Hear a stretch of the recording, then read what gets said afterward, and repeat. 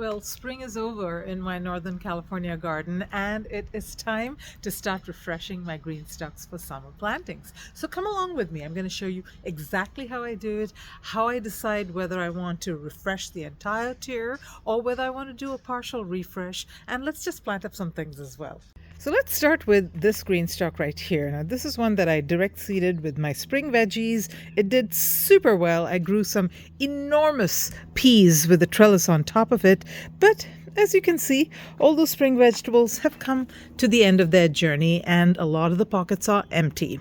So speaking of empty pockets, that's where we're going to start. We are going to take each tier off one by one, and we're going to decide whether or not we want to refresh the entire tier or whether we just want to backfill some of the pockets. You are going to need a couple of things ready before you begin this operation. The first thing that you're going to need is something that you can dump your soil into. Now, optional for you is a sieve. This is a 1/4 inch sieve, I believe. Actually, no, it's a 1/2 inch sieve. And I'm going to be just running the soil through this to remove some of the larger chunks of old vegetation, maybe some large roots, etc. But that's entirely optional. You can just sort of break up the pieces by hand and just remove some of those bigger pieces. The other thing that you're going to need is a good amount of potting soil that's ready to put into your green stock. Now, I usually have this bin that is sitting right next to my green stalks that has all of the basic materials that I use. I make my own soil mix, and it's got basically peat, moss, or coco coir, your choice, along with a lot of perlite and vermiculite and a good amount of my homemade compost. You can buy store-bought as well, but it does not have any other amendments like fertilizer. I usually wait until I'm ready to plant until I add my granular fertilizer. The other thing that you're going to need is plants. Now, I've got a good amount of seedlings that are ready to go. I've got some tomatoes, some marigolds, some peppers, some eggplant, all kinds of good stuff. So they're waiting in the wings, and I'm going to have to choose which ones will go in my green stock, but I know that I've got them.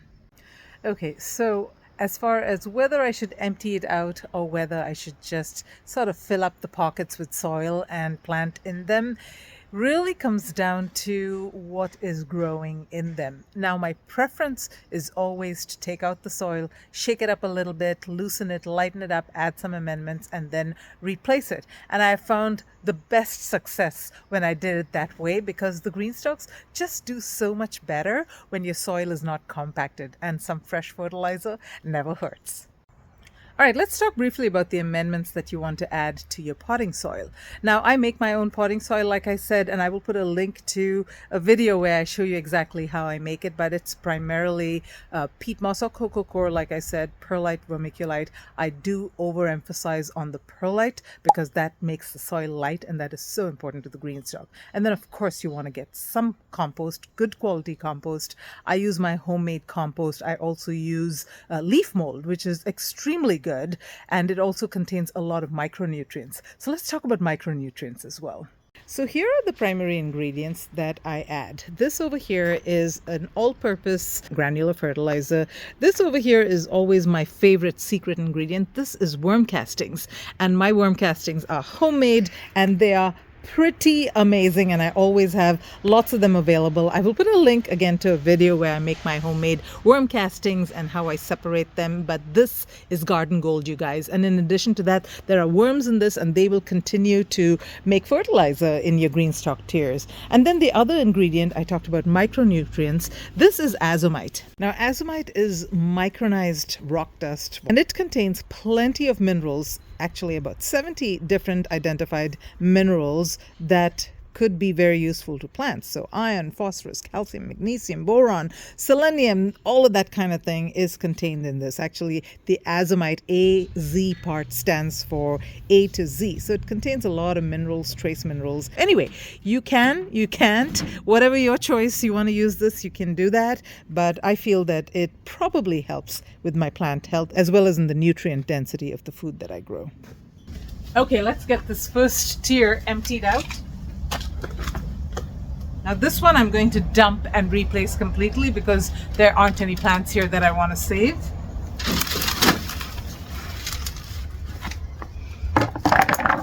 I want to show you up close, guys, how the roots look. Now remember that I planted these up in fall, so this is my fall/spring garden, and the roots are already literally clogged into the GreenStalk tier. Yep, this is how it looks like. The good news is that most of the soil is going to be completely reusable once I break this up and shake it all out and remove all the big chunky stuff. So yeah, I know that GreenStalk soil is very expensive, but the good news is that most of it is reusable.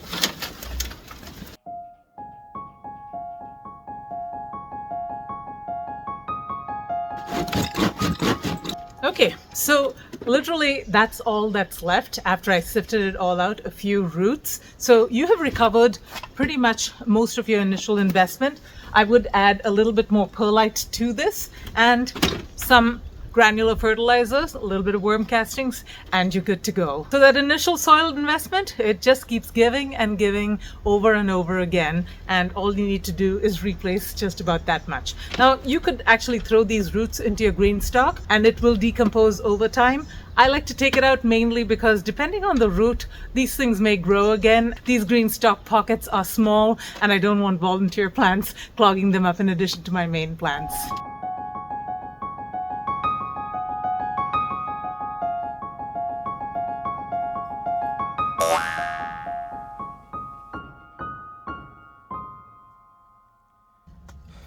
Now make sure that the holes, as you refresh this, are nice and clean. Other than that, I don't really wash this out. I do it once a year, but not in transition between seasons.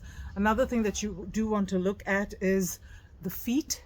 Make sure that there's no dirt that's blocking the feet that will prevent it from being stable when you put it back on your GreenStalk.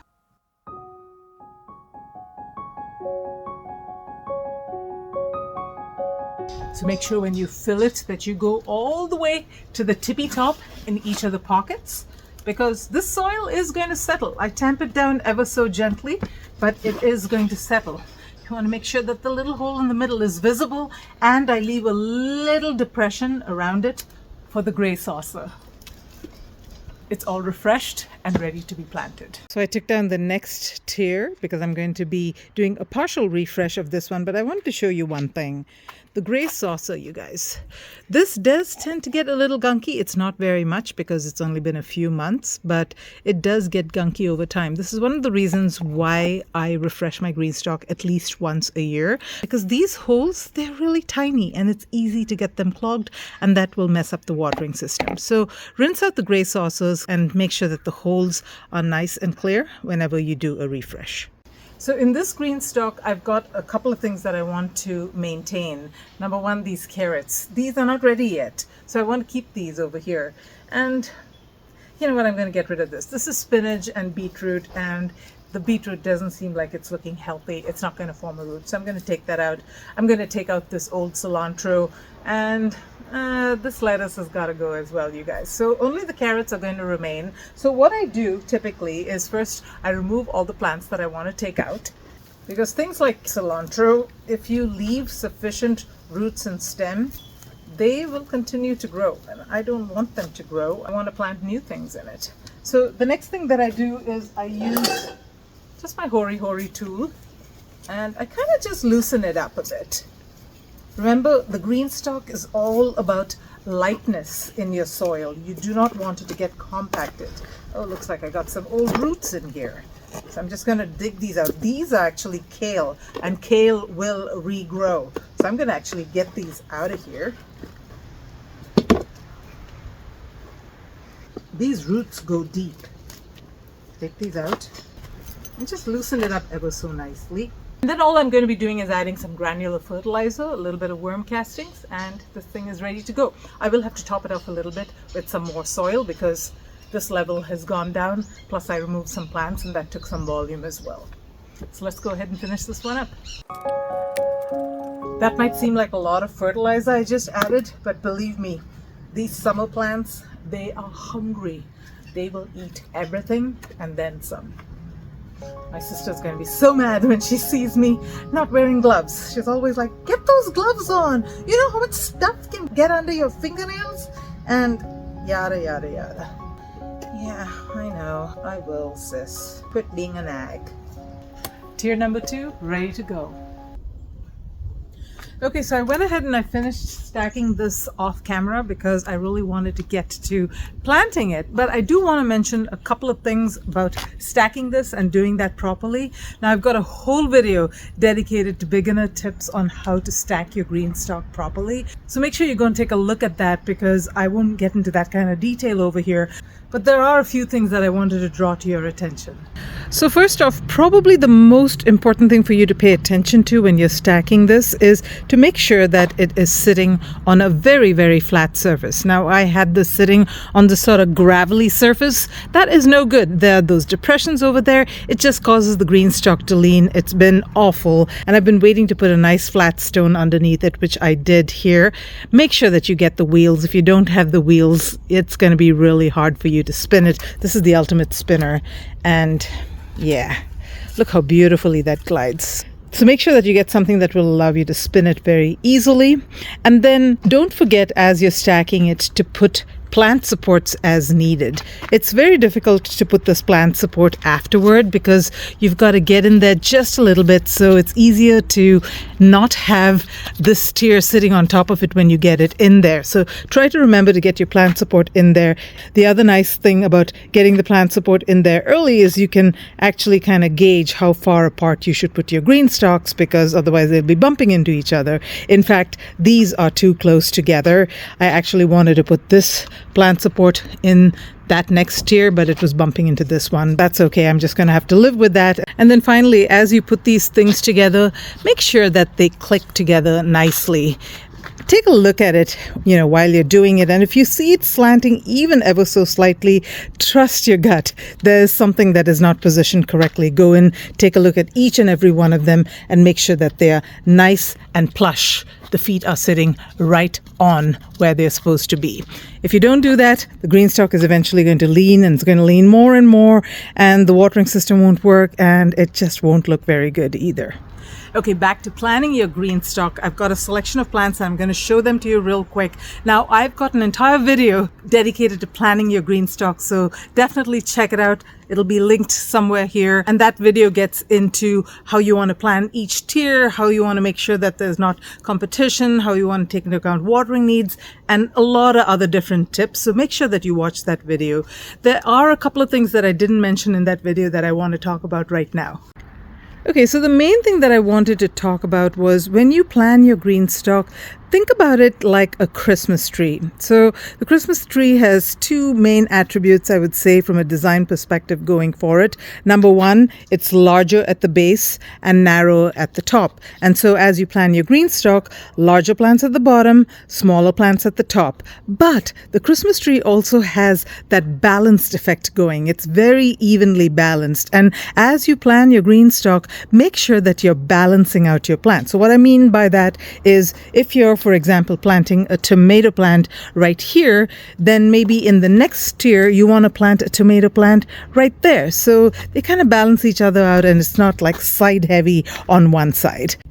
Now, while that is more of an aesthetic thing, it actually does have a little bit of functionality associated with it, because if the GreenStalk is too heavy on one side, it just makes it that much more vulnerable to tipping should you get a heavy wind or something like that. Okay, back to the vegetables that I'm selecting. I'm actually selecting a combination of vegetables and ornamentals, some herbs as well. And the vegetables in this tower that we're going to be planting up are primarily going to be tomatoes, peppers, and maybe an eggplant. And then I'm going to be planting some basil as well. Let me show you. This tomato plant is an Adelaide Festival. It is a dwarf tomato and it is so ready to be transplanted. It's already flowering. And I've got some peppers. Let's see what I've got here. I've got an Ethiopian beriberi. Now that's a brown pepper. It's supposed to be really awesome. It's the first time I'm growing this. I've also got some Jimmy Nardello. Now these are small size pepper plants and the peppers are long and elongated, red in color. So delicious, not hot at all. This one is a banana pepper. Got some eggplant here. This is a little prince eggplant, so it's a patio kind of eggplant, small eggplant, very, very productive. I highly recommend it. And let's see, this one is a 1,000 egg plant. First time I'm growing this, also a small size plant, but produces tons and tons of eggplants. That's why it's called a 1,000 egg plant. So very excited to grow this. And then I've got some coleus over here. Coleus looks gorgeous, especially mixed in with vegetables. So I've got a couple of colors here. And then finally, my last tomato plant. This is an Ace 55. This is a determinate variety, also a small size plant. So you can grow either dwarf tomato plants or you can grow determinate tomato plants. They don't grow very tall, maybe 3-4 feet, but in the GreenStalk they'll stay a little bit smaller. So I try to grow plants that won't grow more than say 2 or 3 feet tall. I've got a couple of others. These are marigolds. These are going to go on the top. And I've got calibrachoa. And this is kind of like a teeny tiny petunia. It's not a petunia, but it kind of looks like it and produces thousands and thousands of flowers and cascades down. So keen to grow this for the first time as well.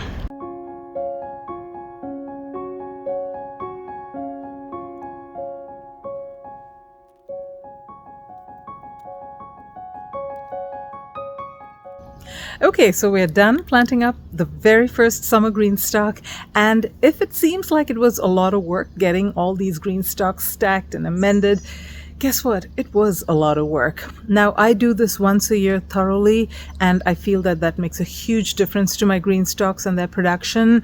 I live in Northern California, and so I use my GreenStalks year-round. Now, if you do not live in a warm climate or you do not use your GreenStalks all year long, you could probably get away with not doing this restack as frequently as I do it. I do it at least once a year. And to be honest, I have gone 2 years just to make a point to see how the GreenStalks did. They did okay the second year as well. I did have to water more carefully because I noticed that the watering system was just not working as well, and I did have to fertilize pretty regularly, but other than that, the GreenStalks performed fabulously even the second year without doing any restacking. So you can get away with 2 years, but ideally do it every year and you will have the most wonderful production from your GreenStalk. Now, if you're a new GreenStalk owner, congratulations, you are in for an exciting ride. I've got an entire playlist with all kinds of videos to get you started, so check that out. And I'd love to hear from you guys about what you're excited to grow in the GreenStalk this year. Anything new, anything fun? Do leave a comment below. I'd love to hear from you. Until next time, folks, live green and love your greens.